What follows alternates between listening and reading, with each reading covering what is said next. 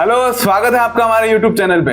अगर आप मार्केट में नए हो या अभी भी आप मार्केट में लॉस कर रहे हो तो मार्केट में काम करने का सही तरीका क्या रहना चाहिए वो इस वीडियो के थ्रू आज हम समझेंगे। वीडियो में अंत तक बने रहेगा ताकि आपके एक एक डाउट यहाँ पर सॉल्व हो सके। तो चलिए बिना किसी देरी के वीडियो को शुरू करते हैं।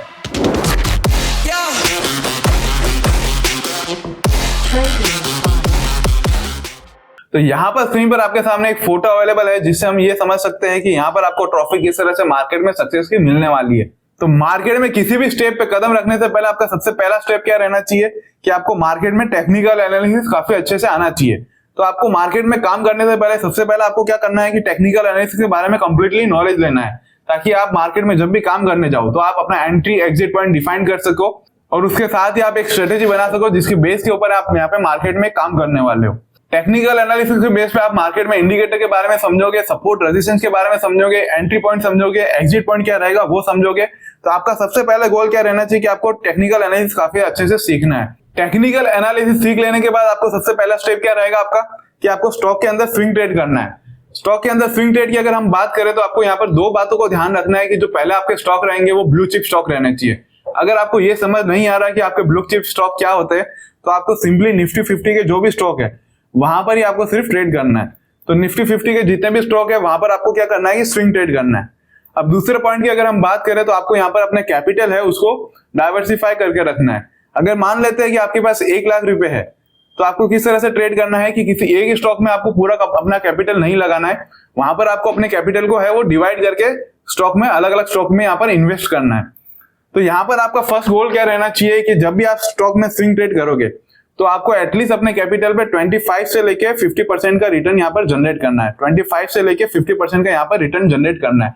आप कोई भी एक परसेंटेज डिफाइन कर सकते हो, उसके बेस पे आपको मार्केट में यहाँ पर ट्रेड करना है। ये रिटर्न जनरेट करने में आपको 6 महीने भी लग सकते हैं, 1 साल भी लग सकता है, हो सकता है आपको 1.5 साल भी लगे। कितना टाइम लगने वाला है वो आपकी स्ट्रेटेजी के ऊपर डिपेंड करता है। तो आपका सबसे पहला गोल क्या रहना चाहिए कि आपको एक छोटे से कैपिटल के साथ यहाँ पर स्टार्ट करना है। स्टॉक के अंदर ही काम करोगे और ब्लू चिप स्टॉक के अंदर ही काम करोगे और एक परसेंटेज आपको डिफाइन करके रखना है कि इतना परसेंट मुझे प्रॉफिट करना है। जब वो परसेंटेज का प्रॉफिट आप अचीव कर लोगे मार्केट में तो आपका यहाँ पर आएगा सेकंड स्टेप। अब सेकंड स्टेप की बात करें तो हमें यहाँ पर क्या करना है कि जब हम स्टॉक में अच्छा खासा स्विंग ट्रेड के बेस पे प्रॉफिट कर चुके रहेंगे तो हमें यहाँ पर स्टॉक फ्यूचर में काम करना है। तो हमारा सेकंड स्टेप क्या रहने वाला है कि हम स्टॉक के फ्यूचर्स में काम करेंगे। देखिए यहाँ पर आपको जो कैपिटल की रिक्वायरमेंट थी यहाँ पर 1 लाख की कैपिटल की रिक्वायरमेंट थी, पर जब स्टॉक के फ्यूचर में आप काम करोगे तो यहाँ पर 1 लाख के कैपिटल से आपका काम नहीं होने वाला। तो यहाँ पर आपको क्या है कि थोड़ी सी बड़ी कैपिटल की रिक्वायरमेंट रहेगी, पर जब आप फर्स्ट स्टेज पे प्रॉफिटेबल रहोगे तो यहाँ पर आपको क्या है कि मार्केट में एक अच्छा खासा कॉन्फिडेंस रहने वाला है। यहाँ पर अगर आपने 25% भी अगर प्रॉफिट जनरेट किया है तो यहाँ पर आपका 25,000 प्रॉफिट यहाँ पर रहता है। तो इस प्रॉफिट को आप क्या करोगे, सेकंड स्टेप पे लेके जाने वाले हो और उसके साथ आपको मार्केट में थोड़ा सा और कैपिटल ऐड करना पड़ेगा। अब क्योंकि स्टॉक के स्विंग ट्रेड में आप प्रॉफिटेबल थे तो यहाँ पर आपको स्टॉक फ्यूचर में भी आपको प्रॉफिटेबल रहने की प्रोबेबिलिटी हाई रहने वाली है। तो यहाँ पर आपको क्या करना है कि यहाँ पर आपको अपनी कैपिटल थोड़ी सी बढ़ा देनी है। अब यहाँ पर हम मान लेते हैं कि आप 3 लाख से लेके 5 लाख की कैपिटल पे यहाँ पर ट्रेड करने वाले हो। तो स्टॉक फ्यूचर में जब भी आप ट्रेड करोगे तो आपका गोल क्या रहना चाहिए, आपने फर्स्ट स्टेप पे यहाँ पे 25,000 ऑलरेडी यहाँ पर प्रॉफिट जनरेट कर लिया था। तो यहाँ पर आपका क्या गोल रहना चाहिए कि मैं 75,000 से ऊपर लॉस नहीं करने वाला। अगर आपका यहाँ पर 75,000 से ऊपर अगर लॉस चला जाता है तो आप वापस से फर्स्ट स्टेप पे आके काम करने लग जाओगे। तो यहाँ पर आपका गोल क्या रहेगा कि स्टॉक फ्यूचर के अंदर मैं 75,000 से ऊपर लॉस नहीं करने वाला। जो भी प्रॉफिट आपने किया उसका 3 टाइम यहाँ पर आप लॉस लेके चल सकते हो। तो जो भी आपने यहाँ पर प्रॉफिट किया था, अगर यहाँ पर आपने 25,000 फर्स्ट स्टेप पे प्रॉफिट किया था तो यहाँ पर आप लॉस क्या लोगे 75,000। तो इस तरह से अगर आप 50,000 यहाँ पर प्रॉफिट करोगे तो यहाँ पर आपका जो लॉस है वो लॉस की कैपेसिटी भी आपकी यहाँ पर बढ़ जाएगी। तो आपका यहाँ पर गोल क्या रहना चाहिए कि जब भी मैं सेकंड स्टेप पे काम कर रहा हूँ तो जो मेरा लॉस है वो 3 टाइम ऑफ प्रॉफिट से ज्यादा नहीं रहना चाहिए। अब स्टॉक फ्यूचर और स्टॉक स्विंग में अगर आप डिफरेंस देखोगे तो जब भी आप स्टॉक में स्विंग ट्रेड करोगे तो सिर्फ और सिर्फ आप मार्केट में बाइंग कर सकते हो। अगर मार्केट अप जा रहा है तो वहां पर आप सिर्फ और सिर्फ स्टॉक में बाइंग करके ही काम कर सकते हो। स्टॉक फ्यूचर में क्या रहेगा कि आप गिरते हुए मार्केट में भी यहाँ पर प्रॉफिट बना सकते हो। तो इस तरह से मार्केट में आप एक लेवल ऊपर अब काम करने लग गए हो, क्योंकि आप गिरते मार्केट में भी यहाँ पर प्रॉफिट बना सकते हो और चढ़ते मार्केट में भी प्रॉफिट बना सकते हो। लेकिन जब स्टॉक स्विंग में काम कर रहे हैं तो सिर्फ और सिर्फ आपका प्रॉफिट है वो चढ़ते हुए मार्केट में ही बनने वाला है। अब स्टॉक फ्यूचर के बाद आपका थर्ड स्टेप रहने वाला है ऑप्शन सेलिंग। लेकिन थर्ड स्टेप पे जाने से पहले आपको पहले एक गोल रहना चाहिए कि अगर स्टॉक फ्यूचर में यहाँ पर अगर आप मार्केट में प्रॉफिटेबल रहते हो तो ही आप स्टॉक सेलिंग में जाने वाले हो।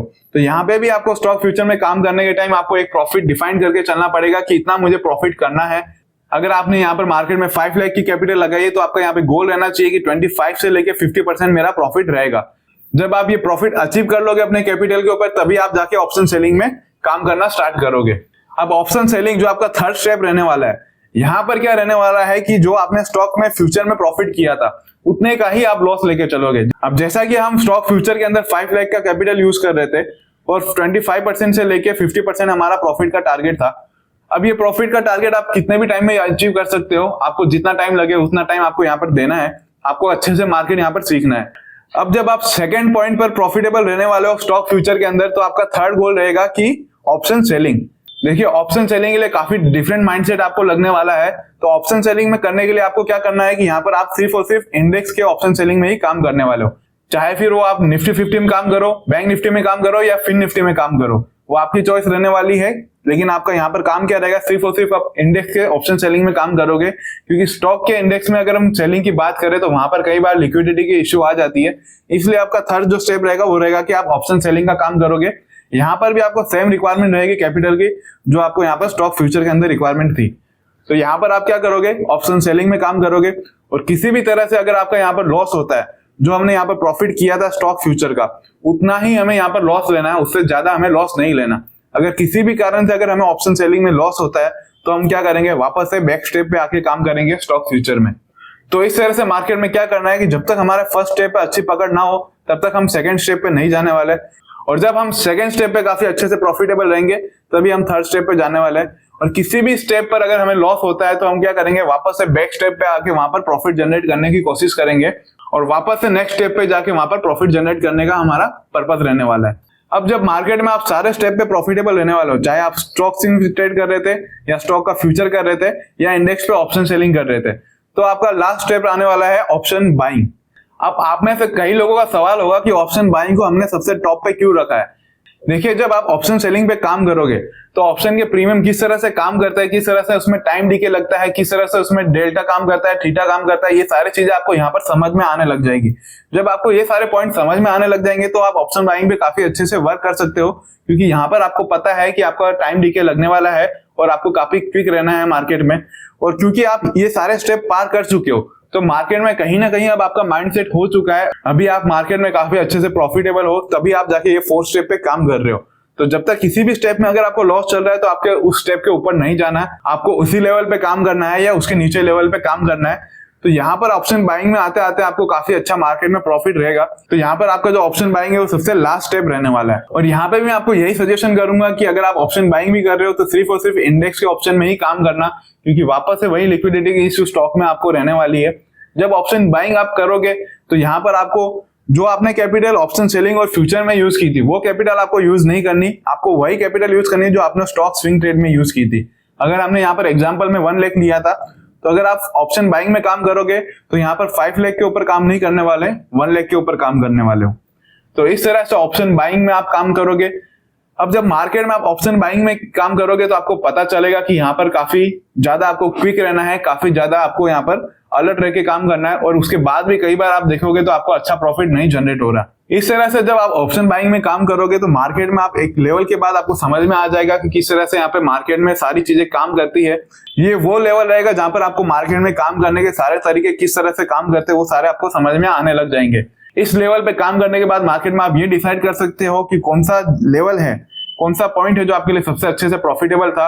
आप चाहते हो ऑप्शन सेलिंग करना तो आप ऑप्शन सेलिंग कर सकते हो, आप चाहते हो स्टॉक फ्यूचर करना तो आप स्टॉक फ्यूचर कर सकते हो, आप स्विंग ट्रेड करना चाहते हो स्टॉक में तो आप स्विंग ट्रेड भी कर सकते हो।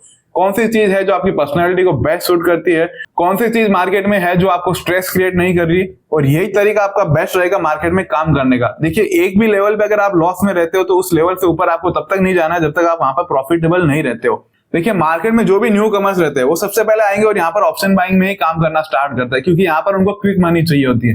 यहाँ पर ना उन्हें टेक्निकल एनालिसिस का नॉलेज रहता है, ना मार्केट किस तरह से चलता है वो उनको नॉलेज रहता है, और उसके बाद उनको क्या रहता है कि लॉस रहता है। देखिए किसी के भी प्रॉफिट को देख के आप मार्केट में यहाँ पर इन्फ्लुएंस मत होइए। आपका गोल रहना चाहिए कि मार्केट में आप स्टेप बाय स्टेप सीखने जाओगे, उसके बाद आप यहाँ पे मार्केट में सबसे टॉप लेवल पे काम करना स्टार्ट करोगे। पर जनरली देखा गया है कि मार्केट में सबसे पहले लोग यहाँ से ही स्टार्ट करते हैं, उसके बाद उनको काफी अच्छा लॉस होता है और वो ये सारे पॉइंट को भूल जाते हैं और वो फिर उसके बाद कभी मार्केट में पीछे मुड़ के नहीं देखते। तो आपका सबसे पहले स्टेप रहना चाहिए कि आप मार्केट में टेक्निकल एनालिसिस सीखोगे। जब आप टेक्निकल एनालिसिस काफी अच्छे से सीख जाओगे तो आप स्टॉक में स्विंग ट्रेड करना स्टार्ट करोगे। वहां पर आप प्रॉफिटेबल रहोगे तभी आप फ्यूचर में जाओगे, वहां पर आप प्रॉफिटेबल रहोगे तभी आप सेलिंग करोगे। और उसके बाद जो आपका लास्ट स्टेप रहेगा वो रहेगा आपका ऑप्शन बाइंग, जहां पर आप कैपिटल को भी कम यूज करोगे और मार्केट के लास्ट स्टेप को सीखने की कोशिश करोगे। तो इस तरह से सारे लेवल पे आप मार्केट में काम करोगे और उसके बाद ही आप डिसाइड करोगे किस लेवल पे आपको सबसे ज्यादा कंफर्टेबल फील हो रहा था और उसे ही आप अपनी एज लेके चलोगे मार्केट में। तो इस तरह से आप स्टॉक मार्केट में काम करके एक प्रॉफिटेबल ट्रेडर बन सकते हो। ट्रेडिंग मतलब सिर्फ ऑप्शन बाइंग ही नहीं होता, आप अगर स्टॉक में स्विंग ट्रेड करते हो तो उसे भी हम ट्रेडिंग ही कहेंगे, फ्यूचर में काम करते हो तो उसे भी हम ट्रेडिंग ही कहेंगे। इस तरह से आप डिसाइड कर सकते हो कि किस लेवल पे आपको सबसे अच्छा प्रॉफिट जनरेट हो रहा है और उसी लेवल को आप अपने कंफर्ट के हिसाब से काम करोगे। तो आशा करता हूं कि आज का ये वीडियो आपको इन्फॉर्मेटिव लगा होगा। वीडियो अगर आपको अच्छा लगे तो अपने दोस्तों के साथ शेयर कीजिएगा, चैनल को सब्सक्राइब कीजिएगा और वीडियो को लाइक कीजिएगा। मिलते हैं आपसे नेक्स्ट वीडियो में।